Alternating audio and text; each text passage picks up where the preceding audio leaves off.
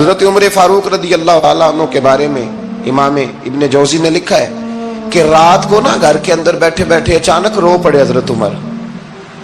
62 سال عمر ہے, خلافت کے آخری ایام چل رہے ہیں, تو رو پڑے ایسے ہی گھر میں بلا وجہ ہی. آپ کی اہلیہ نے, زوجہ نے بیٹے کو اٹھایا, فرمایا پتہ کرو تمہارے باپ کو کیا مسئلہ ہے, کہیں کوئی تکلیف تو نہیں, درد تو نہیں, صاحبزادے آئے. ابا جی کیا بات ہے؟ فرمایا اماں کو بلاؤ. سب لوگ جمع ہو گئے تو جناب عمر فاروق رضی اللہ تعالیٰ عنہ فرمانے لگے کہ بیٹھو میرے ارد گرد. سب بیٹھ گئے تو فرمانے لگے آج جب میں مسجد سے نکلا تھا تو میرے نبی پاک کے سچے صحابہ, سچے رسول کے سچے صحابہ, حضور کے سچے غلام یہ کہہ رہے تھے کہ عمر بڑا ہی اچھا ہے, عدل والا ہے, انصاف والا ہے.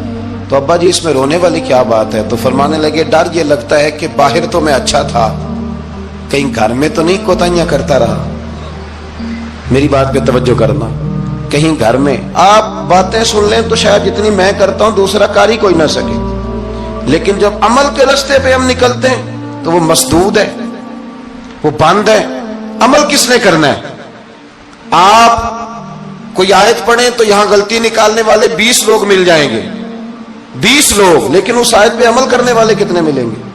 تو حضرت عمر فاروق رو رہے تھے, کہنے لگے کہیں تمہارے حقوق تو نہیں پامال کرتا رہا. تو آپ کی اہلیہ نے جب سنا تو وہ کہنے لگی عمر مجھے تو بڑا پرانا شکوہ ہے, آپ کو جاہو جلال اتنا تھا میں بات نہیں کر سکی. عمر تم نے سارا دن مسجد میں گزار دیا اور ساری رات نقاب اوڑھ کے مدینے کی گلیوں میں گزار دی, میں تو زندگی کی کوئی خوشی دیکھ ہی نہیں سکی. چاہ تو میرے اندر بھی تھے نا کہ میرا شوہر کچھ گھڑیاں بیٹھتا, کہیں مجھے لے کے جاتا, تو میں تو کچھ نہیں دیکھا, مجھے بڑا شکوہ ہے. تو حضرت عمر کہنے لگے چل اللہ کی رضا کے لیے معاف کر دے. بھئی معافی بیوی سے نہیں مانگی جا رہی, معافی اپنی غلطی کی مانگی جا رہی. یہ سمجھ لیں, بیوی کے لیے تو خامد کا بہت بڑا مقام ہے نا, لیکن یہاں غلطی کس بات کی ہے؟ اپنی کمزوری پر غلطی کا اعتراف کر کے معذرت کا سوال کیا جا رہا ہے. تو حضرت عمر کہنے لگے معاف کر دے. تو اہلیہ کہنے لگی میں نہیں معاف کرتی, میری شرط پوری کریں. فرمایا وہ کیا؟ فرمانے لگی قیامت میں جب اللہ آپ کے لیے جنت کا حکم دے گا تو آپ میری سفارش کریں گے اللہ کی بارگاہ میں؟ سفارش کریں گے کہ یا اللہ مجھے کپڑے دھو کے دیتی تھی, میری عزت کی حفاظت کرتی تھی, میرے بستر کو پاک رکھتی تھی, کہیں گے؟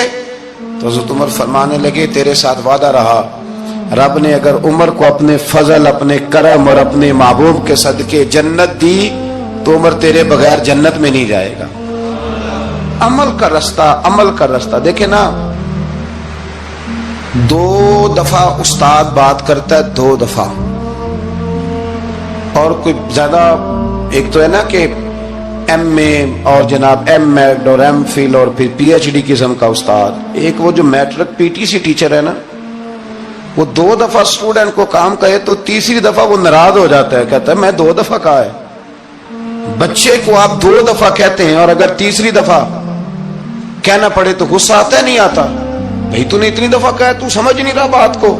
اور اگر اللہ کریم قرآن مجید میں سینکڑوں دفعہ کہے نماز پڑھو, سینکڑوں دفعہ, اور یہ بہانے کر رہا ہے, یہ بھی پروگرام بنا رہا ہے, پھر کہتا ہے میں بے چین رہتا ہوں, میں بے قرار رہتا ہوں. عمل کا راستہ اس کو اختیار کریں, آپ سکون میں رہیں گے. بد عمل آدمی اور بے عمل آدمی یہ ہمیشہ پریشان رہتے ہیں, ہمیشہ. عمل کریں, توبہ کریں تو پھر بدل جائیں, پھر تبدیلی آئے.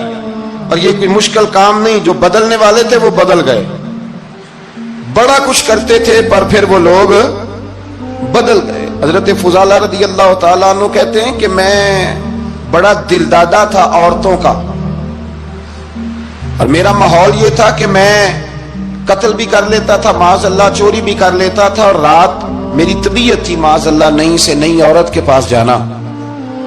کہتے ہیں ابو جہل نے اعلان کیا کہ جو نبی پاک علیہ السلام کا سر اقدس معاذ اللہ کاٹ کے لائے گا, نقل کفر, کفر نہ باشد, 100 سرخ اونٹ انعام ملے گا. تو میں نے ارادہ کر لیا کہ میں بہت سارا انعام حاصل کروں گا. قرآن مجید میں نا اللہ فرماتا ہے کہ بہت سارے لوگ ایسے ہیں جنہیں اگر میں رزق میں کشادگی دے دوں, زیادہ پیسے دے دوں, فرمایا باغی ہو جائیں, وہ سرکش ہو جائیں. یہ بہت سارے لوگوں کو جو اللہ تبارک و تعالیٰ اعتدال میں رکھتا ہے تو یہ ان کے لیے بہتر ہے. ہر بندہ دولت کے ہوتے ہوئے نیک ہو سکتا تو یہ اللہ اگر رکھتا ہے نا اعتدال میں تو شکر کرے اللہ کا، ورنہ تو لوگ عیاشیاں کریں، پتہ نہیں کیا کچھ کر گزرے۔ تو حضرت فضالہ کہتے ہیں کہ میں نے خنجر تیار کیا اور میں نے بغل میں اس کو چھپایا، اوپر میں نے چادر اوڑھ لی۔ اب مجھے پتا تھا ظہر کی نماز کے بعد نبی پاک صلی اللہ علیہ وسلم طواف کعبہ کے لیے، بیت اللہ شریف کے طواف کے لیے جاتے ہیں۔ کہتے میں بھی اس طرف بڑھا، رستے میں نا وہ خاتون جس کے گھر میں نے رات آنا تھا، میں نے دروازے پہ دستک دی، میں نے کہا کہ تیار رہنا، تیار رہنا، آج میں بڑے پیسے لے کے آؤں گا۔ اسے میں نے یہ کہا اور پھر میں چلا گیا بیت اللہ شریف کا طواف کرنے۔ کہتے ہیں اللہ کے محبوب بھی طواف کر رہے تھے تو میں نے بھی طواف شروع کر دیا۔ ارادہ یہ تھا کہ جہاں نبی پاک علیہ السلام میرے قریب سے گزریں گے تو موقع پا کر میں حضور کے جسم اقدس پر خنجر کھونپ دوں گا اور معاذ اللہ شہید کر دوں گا۔ کہتے ہیں حضور ایک دفعہ بھی میرے پاس سے گزرے تو میں ہمت نہ کر سکا، دوسری دفعہ بھی پاس سے گزرے تو میں ہمت نہ کر سکا، تیسری دفعہ بھی گزرے تو میں ہمت۔ نبی کریم صلی اللہ علیہ وسلم تو 3 دفعہ گزرے تو فرماتے ہیں کہ مجھے موقع نہ ملا، اس لیے کہ حضور فرماتے ہیں اللہ نے روب کے ساتھ میری مدد فرمائی، دشمن پر میرا روب طاری ہو جاتا ہے۔ فرماتے ہیں جب چکر پورے ہو گئے تو محبوب کریم نہ چھٹے چکر پہ فرمانے لگے فضالہ چکر ایک رہ گیا ہے، بے خبر ہو جو غلاموں سے وہ آقا کیا ہے، ایک پھیرا رہ گیا ہے۔ کہتے طواف مکمل ہو گیا تو محبوب میرے قریب آئے، فرمایا وہ کام کرتے کیوں نہیں جس کے لیے آئے تھے؟ میں نے عرض کی یا رسول اللہ کون سا کام، کیسا کام؟ اندر تو چور تھا نا، بانج فقیروں کسے نہیں ماریا، اے ہوئی چور اندر دا، اندر چور تھا نا۔ کہتے ہیں حضور نے مجھے کندھے سے پکڑ کے ہلایا، فرمایا کرتے کیوں نہیں؟ جب حضور نے ہلایا تو وہ خنجر بھی پیروں میں گرا اور میں بھی رسول اللہ کے پیروں میں گر گیا۔ میں نے کہا حضور مجھے کلمہ پڑھا دیں۔ کہتے ہیں حضور نے پہلے میرے دل پہ دست مبارک پھیرا، پھر میرے نبی نے مجھے کلمہ پڑھا دیا۔ اب نا مرید ہونے والا کہتا ہے کہ جی آہستہ آہستہ میں ٹھیک ہو جاؤں گا۔ اب وہ آہستہ آہستہ کا کیا ترجمہ ہے یہ بالکل سمجھ نہیں آتی۔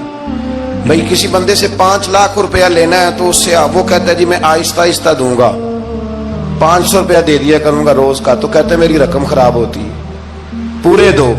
اور نیکی کی بات جب آتی ہے تو کہتے ہیں حضرت صاحب دین اتنا سخت نہیں ہے، میں آہستہ آہستہ ٹھیک ہو جاؤں گا۔ اب میں مغرب عشاء پڑھنی شروع کر دیا میں نے، اب میں تسبیح لے لی ہے کل میں نے، بھی آہستہ آہستہ میں ٹھیک ہو جاؤں۔ یعنی رقم لینی ہو تو وہ آہستہ آہستہ قبول نہیں ہے، لیکن اور مکان کی رجسٹری اگر کرانی ہو تو مالک مکان کہے کہ آہستہ آہستہ کرا لو، کہتے ہیں پیسے پورے دیے، سویرے چل اور بیان دے۔ یہ کیا بات ہوئی؟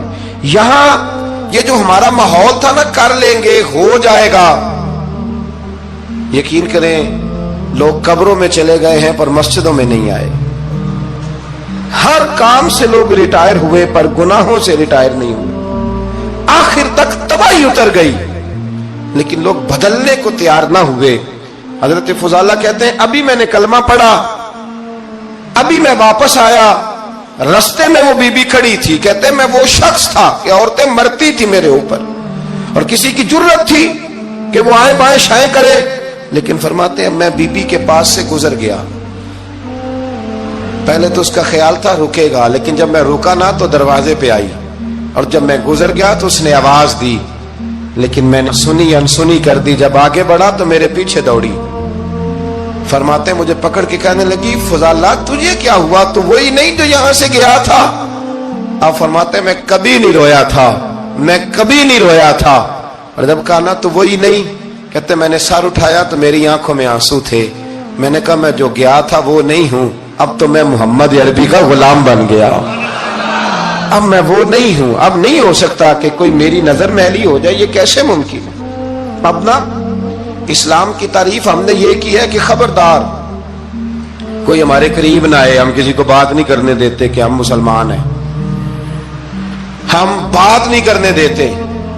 پتہ کیا بات ہے، ایک میری یہ تقریر ہوتی ہے ممبر پہ، اور ایک میرا عمل ہوتا ہے جب میں سفر کرتا ہوں، جب میں گاڑی میں بیٹھتا ہوں، جب میں دوستوں سے ملتا ہوں، جب ان دونوں باتوں میں تضاد آتا ہے نا، تضاد، تو لوگ تقریر کو جذبات نہیں کہتے، ایک فن بن جاتی ہے تقریر۔ آپ کو پتا نا وائزین نعت خاں کہتے ہیں میں نے محفل لوٹ لی، پھر لوگ شمار کرتے ہیں کتنے لوگوں نے سبحان اللہ کہی، پھر لوگ شمار کرتے ہیں کہ آج 5 بندے روئے بھی تھے جب میں تقریر کر رہا تھا۔ تو پھر یہ فن ہے، یہ جذبات کا اظہار۔ سمجھ لیں بات کو کہ عمل جب آپ نہیں نہ کرتے عمل، تو آپ خود بڑے بے چین رہتے ہیں کہ یار یہ میں کیا کر رہا ہوں، یہ کون سا گورکھ دھندا ہے کہ میرا عمل صفر ہوتا جا رہا ہے۔ ہمارے ایک استاد تھے تو وہ فرمایا کرتے تھے کہ اگر پڑھے لکھے آدمی کو تم بے عمل دیکھو تو اس سے دور ہٹ جایا کرو، ورنہ تمہیں بھی بے عمل کر دے گا۔ میں نے ان سے عرض کی، میں نے کہا حضور یہ کیا ہے؟ تو فرمانے لگے اپنے حضرت صاحب سے پوچھنا، وضاحت کریں گے۔ میں نے حضرت صاحب سے کہا جی عجیب بات کر دی ہے، علم والے بندے کے پاس بیٹھ کے تو علم آتا ہے۔ تو وہ فرما رہے تھے کہ علم والے بندے کے پاس اگر وہ بے عمل ہو تو بالکل نہ بیٹھنا۔ تو حضرت صاحب فرمانے لگے انہوں نے صحیح کہا ہے۔ اب بات بہت بڑی ہے، پتہ نہیں آپ کی سمجھ میں آتی ہے نہیں آتی، بہرحال کر دیتا ہوں۔ پڑھا لکھا بندہ اگر بے عمل ہو تو اس کے پاس، تو میں نے کہا حضور کیوں؟ فرمانے لگے اس لیے کہ وہ اپنی بے عملی پر بھی